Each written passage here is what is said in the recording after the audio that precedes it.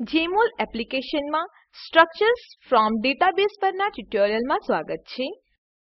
આ ટ્યુટોરીયલમાં આપણે આપેલ શીખીશું: પબચેમ ડેટાબેઝથી કેમિકલ સ્ટ્રક્ચર લોડ કરવા અને જીચેમ્પેઇન્ટ માં બનાવેલ 2ડી સ્ટ્રક્ચરને જેમોલમાં 3ડી માં બદલતા. આ ટ્યુટોરીયલના અનુસરણ માટે તમને જેમોલ એપ્લિકેશનનું જ્ઞાન હોવું અનિવાર્ય છે. જો નથી તો આપેલ લિંક પર ઉપલબ્ધ સંદર્ભિત ટ્યુટોરીયલો નિહાળો. આ ટ્યુટોરીયલ રેકોર્ડ કરવા માટે હું વાપરી રહી છું ઉબુન્ટુ લીનક્સ ઓએસ આવૃત્તિ 1204, જેમોલ આવૃત્તિ 1222, જાવા આવૃત્તિ 7, જીચેમ્પેઇન્ટ આવૃત્તિ 01210, મોઝિલા ફાયરફોક્સ બ્રાઉઝર 22.0. મેં એક નવી જેમોલ એપ્લિકેશન વિન્ડો ખોલ્યું છે. જેમોલ ડેટાબેઝ યાદીબદ્ધ કમ્પાઉન્ડથી સ્ટ્રક્ચરને લોડ કરવાનું ફીચર ધરાવે છે. મેનુ બાર પર ફાઇલ મેનુ ગેટ મોલ વિકલ્પ ધરાવે છે. આ રાસાયણિક સ્ટ્રક્ચર ડેટાબેઝ પબચેમ થી અણુને લોડ કરે છે. આ પ્રોટીન ડેટા બેંક થી સ્ટ્રક્ચરને લોડ કરવા માટે એક અન્ય વિકલ્પ ગેટ પીડીબી રાખે છે. આ વિશે વધુ જાણકારી બીજા અન્ય ટ્યુટોરીયલમાં સમજાવ્યું છે. પેનલ પર રાસાયણિક સ્ટ્રક્ચર લોડ કરવા માટે ગેટ મોલ પર ક્લિક કરો. સ્ક્રીન પર ઇનપુટ ડાયલોગ બોક્સ ખુલે છે. ડેટાબેઝમાં યાદીબદ્ધ કોઈપણ અણુ ટેક્સ્ટ બોક્સમાં આપેલ ટાઈપ કરીને લોડ કરી શકાય છે.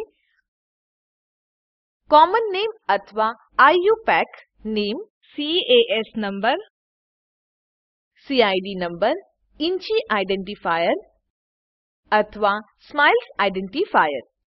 એક ચોક્કસ કેમિકલના આઇડેન્ટિફિકેશન નંબરની જાણકારી માટે પબચેમ ડેટાબેઝની વેબસાઇટ પર જાઓ. હવે સ્ક્રીન પર ફિનોલ દેખાય છે. તો ઇનપુટ ટેક્સ્ટ બોક્સમાં ટાઈપ કરો ફિનોલ. ઓક પર ક્લિક કરો. ફિનોલનું મોડેલ પેનલ પર દેખાય છે. આપણે વિવિધ રેન્ડરિંગનો ઉપયોગ કરીને ફિનોલના દેખાવને બદલી શકીએ છીએ. આ વિકલ્પ મેનુ બાર અને પોપ-અપ મેનુમાં યાદીબદ્ધ કરેલ છે. આપણે ફિનોલના બેન્ઝીન રિંગમાં સબસ્ટિટ્યુઅન્ટ્સ ઉમેરી શકીએ છીએ. પ્રથમ મોડેલમાં પરમાણુને લેબલ કરે છે. ડિસ્પ્લે મેનુ પર ક્લિક કરો અને લેબલ પસંદ કરો. નંબર વિકલ્પ પર ક્લિક કરો. હવે કાર્બન પરમાણુ નંબર 4 થી જોડાયેલા હાઇડ્રોજન નંબર 10 ને અમીનો ગ્રુપથી બદલો. મોડેલ કિટ મેનુને ખોલો. વિકલ્પમાંથી નાઇટ્રોજન પસંદ કરો. હાઇડ્રોજન નંબર 10 પર ક્લિક કરો.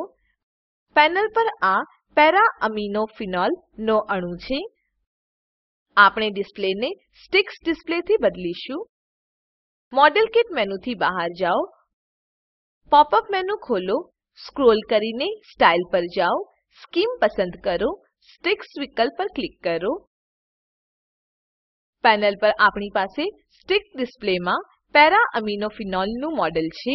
કોમ્પ્લેક્સ સ્ટ્રક્ચર જેને બનાવવું મુશ્કેલ છે, પેનલ પર સરળતાથી લોડ કરી શકાય છે. ઉદાહરણ તરીકે કોલેસ્ટ્રોલ. ફાઇલ મેનુ પર ક્લિક કરો. ગેટ મોલ વિકલ્પ પર ક્લિક કરો. ટેક્સ્ટ બોક્સમાં ટાઈપ કરો કોલેસ્ટ્રોલ. ઓક બટન પર ક્લિક કરો. પેનલ પર કોલેસ્ટ્રોલ નો અણુ દેખાય છે. આપણે અણુમાં ફીચરો જેમ કે ડબલ બોન્ડ અને સાઇડ ચેઇનને હાઇલાઇટ કરી શકાય છે. ડબલ બોન્ડને હાઇલાઇટ કરવા માટે પ્રથમ ડબલ બોન્ડના કાર્બન પરમાણુના રંગને બદલો.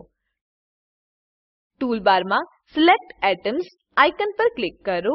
પછી ડબલ બોન્ડમાં સામેલ થયેલ કાર્બન પરમાણુ પર ક્લિક કરો. પરમાણુના ચારો તરફે પીળો હેલો દેખાય છે. પોપ-અપ મેનુને ખોલો. કલર પર સ્ક્રોલ કરો. એટમ્સ પસંદ કરો અને ઓરેન્જ વિકલ્પ પર ક્લિક કરો. હવે ટૂલબાર પર રોટેટ મોલિક્યુલ વિકલ્પ પર ક્લિક કરો. કોલેસ્ટ્રોલ મોડેલમાં ડબલ બોન્ડ હવે નારંગી રંગમાં છે. તે જ રીતે આપણે સાઇડ ચેઇનમાં કાર્બન્સને હાઇલાઇટ કરી શકીએ છીએ. પોપ-અપ મેનુનો ઉપયોગ કરીને જાંબુડીમાં બદલીએ. પેનલ પર આપણી પાસે હાઇલાઇટ કરેલ મહત્વપૂર્ણ ફીચરો સાથે કોલેસ્ટ્રોલનો મોડેલ છે. અસાઇનમેન્ટ તરીકે ડેટાબેઝથી કેફીનનું સ્ટ્રક્ચર લોડ કરો. અણુમાં મહત્વપૂર્ણ ફીચરોને હાઇલાઇટ કરો. ડિસ્પ્લેને વાયરફ્રેમમાં રૂપાંતરિત કરો.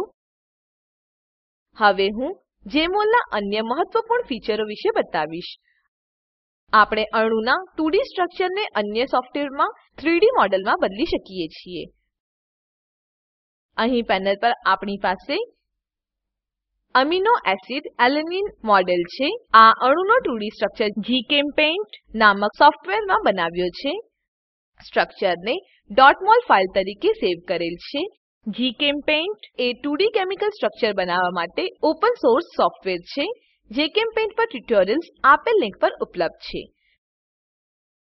સ્ટ્રક્ચરને બનાવવા માટે .mol ફોર્મેટમાં સેવ કરવા માટે એનાલિસિસ ઓફ કમ્પાઉન્ડ્સ ટ્યુટોરિયલ જુઓ. આ જીચેમ્પેઇન્ટ પર ડિસ્પ્લે એરિયા 2D ડ્રોઈંગ બતાડ્યા પ્રમાણે છે.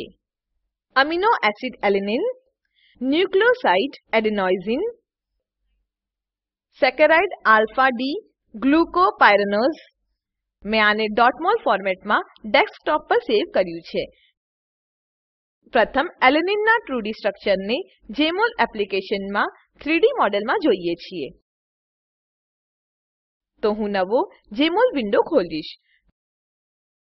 ટૂલબારમાં ઓપન અ ફાઇલ આઇકન પર ક્લિક કરો. હું ડેસ્કટોપ ફોલ્ડર પસંદ કરીશ અને ઓપન પર ક્લિક કરીશ. alanine.mol ફાઇલ પસંદ કરો અને ઓપન પર ક્લિક કરો. સ્ક્રીન પર એલેનિન નું મોડેલ દેખાય છે. મોડેલ કિટ મેનુ ખોલો અને ફિક્સ હાઇડ્રોજન એન્ડ મિનિમાઇઝ વિકલ્પ પર ક્લિક કરો. સ્ટ્રક્ચર પર હાઇડ્રોજન ઉમેર્યા છે અને એનર્જી મિનિમાઇઝ કરી છે. .mol ફાઈલની જેમ આપણે મેનુ બાર અને પોપ-અપ મેનુને પણ ઉપયોગ કરીને ડિસ્પ્લે બદલી શકીએ છીએ. અહીં જેમોલમાં adenosine.mol નું 3D મોડેલ છે. આ જેમોલમાં alpha D glucopheranose.mol નું 3D મોડેલ છે. ચાલો સારાંશ લઈએ. આ ટ્યુટોરીયલમાં આપણે શીખ્યા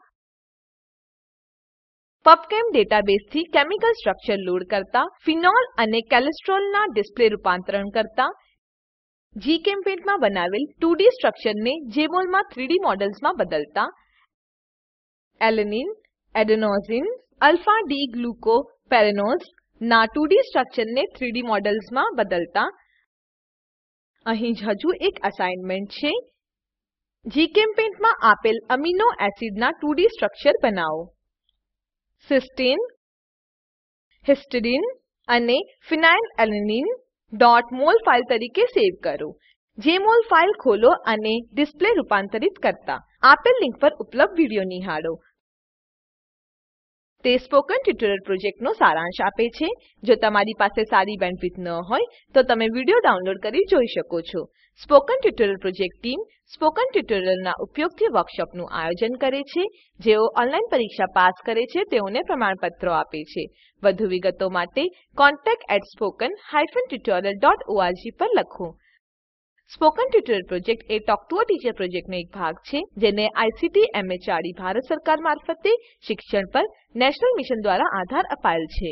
આ મિશન પર વધુ માહિતી આપેલ લિંક પર ઉપલબ્ધ છે. spoken-tutorial.org/nmeict-intro. આઈઆઈટી બોમ્બે તરફથી ભાષાંતર અને રેકોર્ડિંગ કરનાર હું જ્યોતિ સોલંકી વિદાય લઉં છું. જોડાવા બદ્દલ આભાર.